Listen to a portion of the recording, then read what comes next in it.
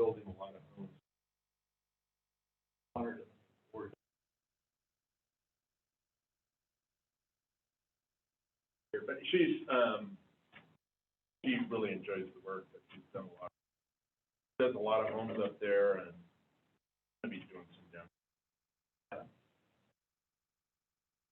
Awesome.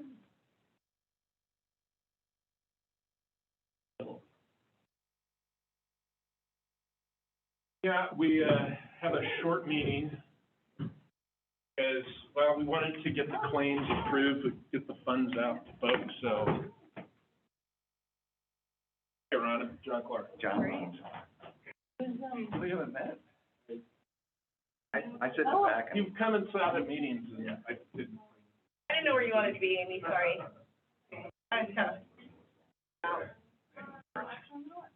Yeah, don't look so, cool. Okay. I'll probably sit over here. I'll move them. I emailed you back this morning. Yes. Okay, it's good. I put it, do you want the full agenda or just the? I wasn't very Sure, okay. No worries, and just let me know, I can, no problem. So like when I came for my first interview,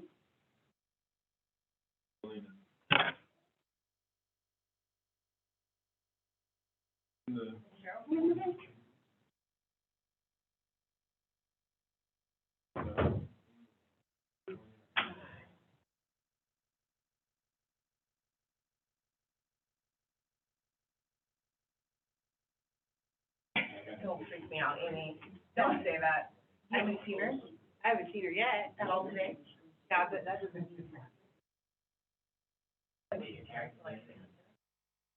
Controversial issues or? it was, I think it was just because it happened.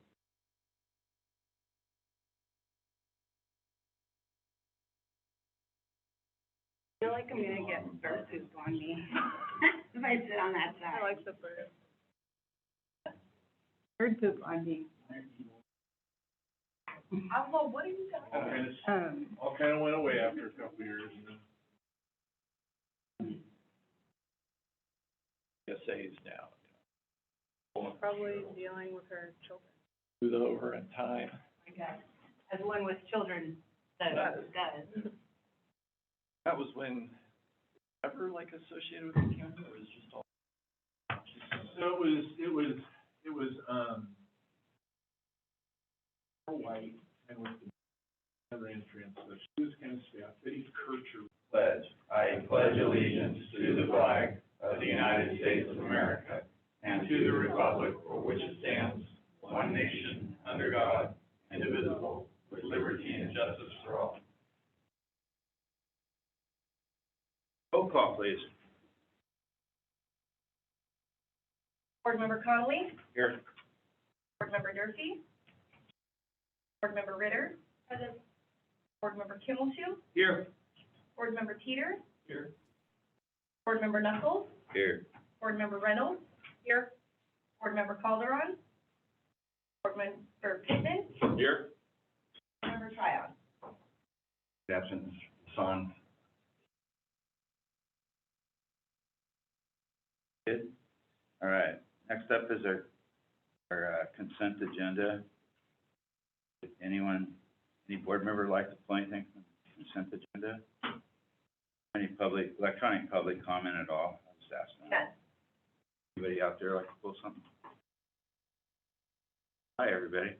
Look at the crowd we have. I'll entertain a motion. I would move approval of the consent agenda. Those in favor say aye. Aye. Any opposed? Okay, no action items. We're gonna go items for information, 2024 Sustainable Community Strategy Update. Chris. Good morning. Kind of a short agenda today, so this is the only additional item we have for you today. We just wanted to give you an update on the development of the Sustainable Community Strategy Update for 2024. We've been bringing a variety of components of that to you over the last year and a half or so, but I would give you kind of an overview to kind of orient you towards the overall process and schedule. Prior to 2010, 2012, we just developed the Regional Transportation Plan. There was no. Bill 375 came along. required, MPOs like BCAG to, develop a sustainable community strategy at the same time as you update the RTP. So first SCS was in 2012, and we've been updating it every 4 years since then. And originally, the RTP was just a transportation-focused plan, and so the SCS sort of brings in this land use and housing component. That, with the two plans combined, we're required to meet these greenhouse gas emission reduction targets that have been assigned to BCAG by CARB, the main one being a 7% reduction HGs by 2035. So, obviously, we're underway with the 2024 update. The process to do these updates takes about 2.5 years. We get one approved and completed, and through the approval process with CARB, we're ready to start the next update. It's like a cycle. So we've completed quite a bit of work to date, and we've shared some of this with you previously, but just wanted to, identify, back in the fall of 2021, we got underway with completing the traffic counts. We do throughout the county with the hose counts out on the road. We use those to help calibrate the regional travel demand model, which is one of the key things in forecasting emissions, for the county, along with the state MFAC model. We updated our land use allocation model, which was completed December 2022. And then you probably recall we did the regional travel survey, and we did that last spring. I think we shared the details with you at the April board meeting, and we were just looking to get kind of some early input from community members on travel preferences and that sort of thing to help kind of inform the development of the SCS. Also purchased some of the streetlight anonymized cellular phone data to look at like travel patterns within the region to kind of help figure out what areas we can focus on to best reduce driving trips. So that was kind of the purpose of that. That was completed in the spring. We have to develop regional growth forecasts. Brian completed those in the fall of 2022. We have to gather a bunch of different data sets, regional housing and job supply, socioeconomic data. Did that earlier this year. And then, we do a lot of early public outreach activities in the last couple of years. We had community events, African American Family and Cultural Center block party, the farmers markets. We'll be attending the Salmon Festival in Oroville in another couple of weeks here. So just to kind of get the word out to the general public about, the SCS update, kind of what it's about, mainly just give them an idea of avenues they can take to participate. So I guess that kind of brings us to like the current work that we're doing for the SCS update. And right now we're looking at developing 4 different scenarios for land use, housing, and transportation, each of which needs to hit that 7% reduction target. And then we'll be requesting the BCAG board in early 2024 to approve a preferred scenario. Of course, before we do that, we're going to be coordinating with the planning directors group, the Transportation Advisory Committee to get their feedback and their sort of agreement on a recommendation to the board. Before we really start developing the 4 scenarios, what we're doing right now is we're going to go out to the public and try to get some input on sort of preferences and feedback on, potential scenarios, some of the nuts and bolts with that. So I wanted you to be aware we're going to have a survey that's going to be going out another year. Try to get some good feedback, and then we'll also be doing a virtual public workshop. And the board memo says early October, but it's actually going to be September 14th. We'll be working with your staff to disseminate all that information, get it out to all of our email distribution lists, out to the community-based organizations, having ads on the Beeline bus fleet, doing kind of all the things we typically do to kind of get the word out for these types of things. So we'll be focusing on that kind of through early 2024. And then, like I mentioned, the next steps for the SCS, continue coordination with the planning directors group and the TAC to arrive at this preferred land use scenario, which again needs to be approved by the BCAG board, and we're expecting kind of early 2024 for that. And following that, develop policies and actions for that preferred scenario to kind of identify how we're going to move forward with implementing. So we expect to complete that towards kind of early to mid 2024, and then, we'll have a draft RTP SCS document out in the fall, and then it'll come forward to the BCAG board in December 2024 for approval and adoption. Sort of gets the clock ticking for CARB to approve it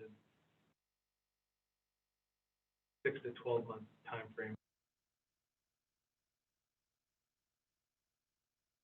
But yeah, that's it. We just wanted to kind of give you an overview, get you oriented, kind of like the overall process.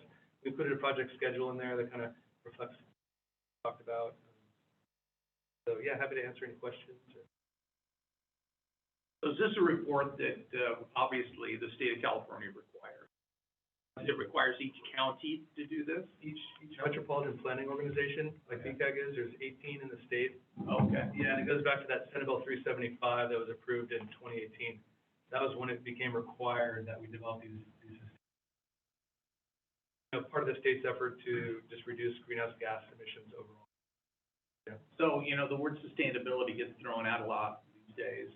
So the whole purpose of this, I assume, is like you just said, to reduce greenhouse gas emissions. Yeah, that's it. And really what it's become is reducing vehicle miles traveled per capita, which sort of is the same thing as greenhouse gas, but the state's more focused on reducing VMT really than greenhouse gas emissions. They can't take credit for electric vehicles.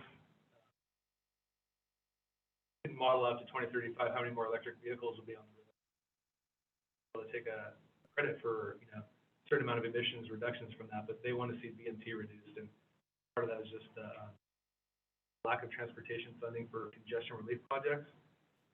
A never-ending cycle of widening a road that becomes congested, and widening it again, it becomes congested. So it's like you said, it's more miles traveled by vehicles. Is that more than actually? And it's really reducing the amount that people drive, right? So.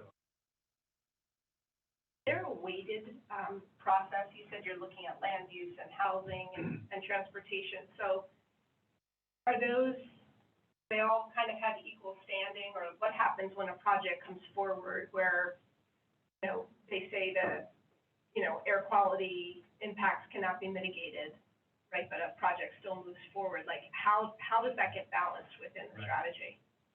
Kind of outside of the strategy to some extent, local agencies are still going to be using local funding to widen roadways, for example. Really no enforcement through the SCS to prevent that from happening. A lot of cities and counties have their local tax measures, which fund specific road improvement projects or the road widening or putting in new interchanges and all stuff that I think the state can only control so much.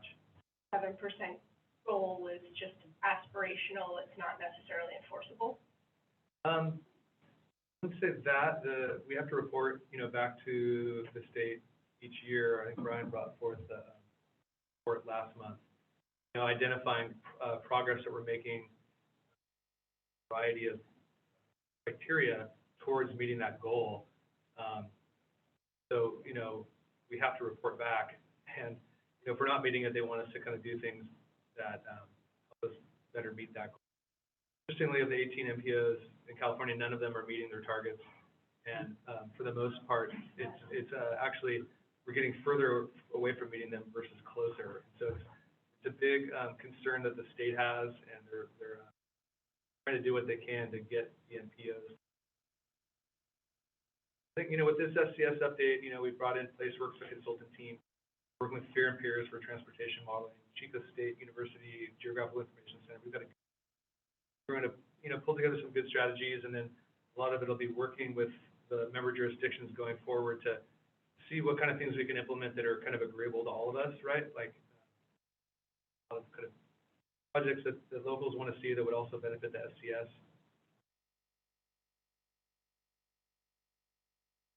First, while I was listening to your presentation, I had a thought. There's a group we've got an agreement with in Oroville that are working specifically on the South Oroville Planning Group. They're a organization of retired planners, senior planners, got extremely high level of decent experience with this. Have they chatted or talked to you or talked to you at all? I've been in touch with the South Oroville group now. Have, Wes, make that connection because, there may be connections to having the plan. And Yeah.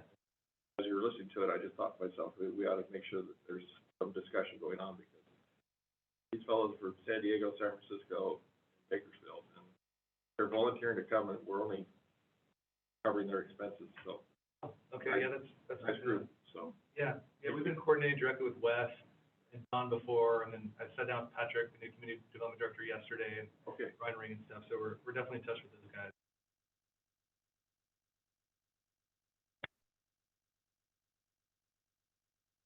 This next meeting, we'll ride our electric bikes.